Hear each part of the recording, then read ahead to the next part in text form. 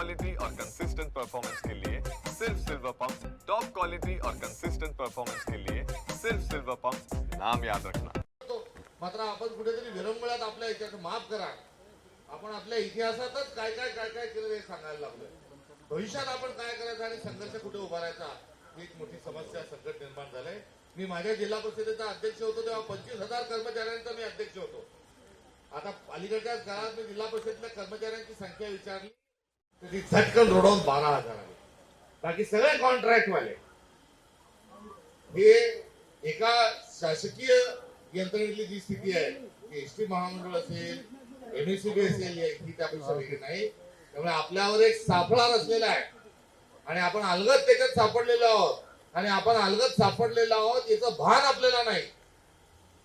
याबद्दल मला इथे दुःख व्यक्त करू द्या. आणि आता आपण लढाई कशी लढायची तर पुन्हा जोरकस पद्धतीने या भांडवलदारांच्या विरोधात आपल्याला लढलं पाहिजे. पहिले कामगार चळवळीत सांगायचं की सांगा आम्हाला टाटा बिर्ला वाटा कुठे आहे हो, सांगा धनाचा साठानी आमचा वाटा कुठे आहे हो, असं म्हणून संघटना आंदोलन करत होते, आपण आंदोलन करत होतो. आता धनाचा साठा कुठे आहे हे आपण विचारत नाही. आपल्याला लढाईसाठीच्या अनुषंगानं कोणती अफूची गोळी घालून दिलेली आपल्या तोंडात की आपण समस्येकडे आणि त्या समाजाकडे बघू शकत नाही, याची डोळस वृत्ती ही आपल्या सगळ्यांनी येण्याच्या अनुषंगानं आपल्या सगळ्यांतून खूप मोठ्या अपेक्षा बाळगतो. आणि या अपेक्षा बाळगण्याचं कारण असं की तुम मुझे खून दो मैं तुम्हें आजादी दूंगा, हे आपल्याला सुभाषचंद्र बोसनी जे सांगितलं होतं त्यांचा आशय जरी वेगळा असला तरी आज रक्तदान आहे आणि रक्ताच्या दानातून आता आपलंच आपल्याला म्हणायचं आहे की आपण रक्त देतोय, मात्र आपल्याला स्वातंत्र्याचं काय, आपली आजादी का काय.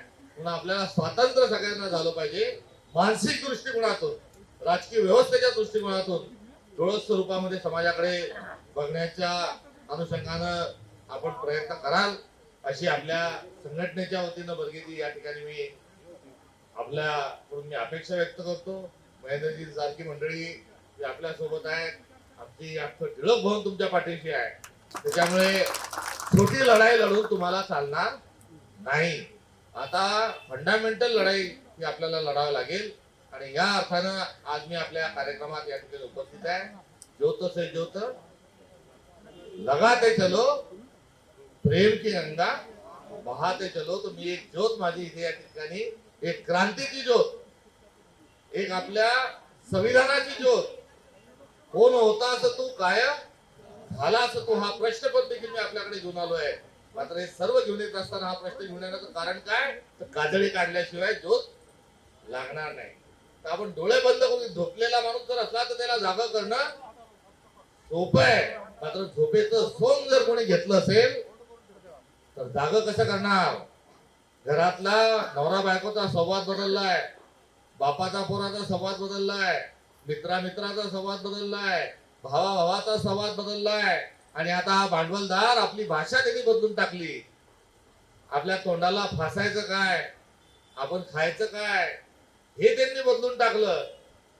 फेअर अँड लवली पावडर पुरता आता का राहिला आणि त्याच्या पुढे त्यांनी आपल्याला नेऊन ठेवलं.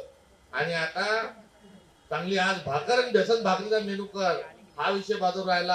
आता पिझ्झा आणि बर्गर सांग. भांडवलदारांनी आपल्याला खूप आपल्यावर मोठं आक्रमण केलंय, गडवाया समजून घ्या.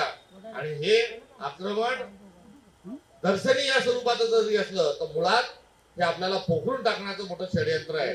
आणि याच्यात आपण जर सावध झालो नाही तर आगामी काळ आपल्याला माफ करणार नाही. इतर ठिकाणी गेल्यानंतर ही भाषा माझी कदाचित समजली नसती, मात्र कामगार एक असा वर्ग आहे की या भाषेला तो कामगार वर्ग समजण्याची साक्षरता ही त्याच्या अंगात आहे.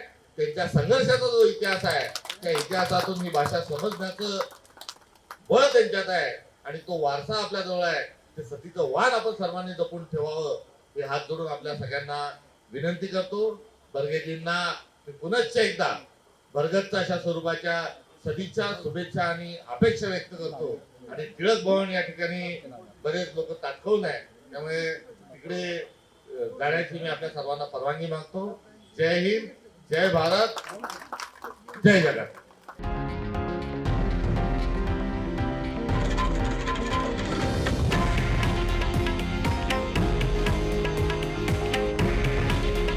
हे आहे देशातील नंबर 1 न्यूज नेटवर्क आणि आपण पाहत आहात TV9 मराठी. काळजी तुमची, हित महाराष्ट्राचं.